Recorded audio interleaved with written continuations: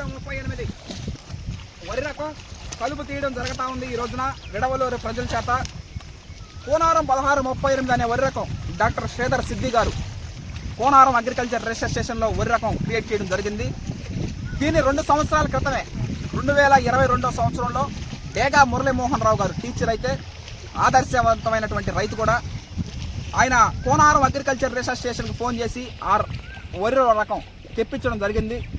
దాన్ని మనం అప్పుడే వేయడం జరిగింది. 2022లోనే ఈ వరి రకం వేయడం జరిగింది. మనం ఒక యువ రైతుగా వరి పండించడం అనేది ఒక కర్తవ్యం.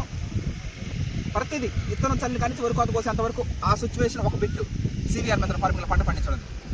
ఆ తర్వాత మళ్ళీ ఒక రైస్ మిల్లర్గా రైస్ ఆడిస్తాం కాబట్టి మనం రైస్ మిల్లర్గా ఇంకొక అధ్యయనం అది ఏంటంటే వాటిని ఆడించడం. కొంతమంది సింగిల్ పాలిష్ అడగతారు, కొంతమంది బ్రౌన్ రైస్ అడగతారు, కొంతమంది వైట్ రైస్ అడగతారు. వాటిని జాగ్రత్తగా ఆడించడం. వాటి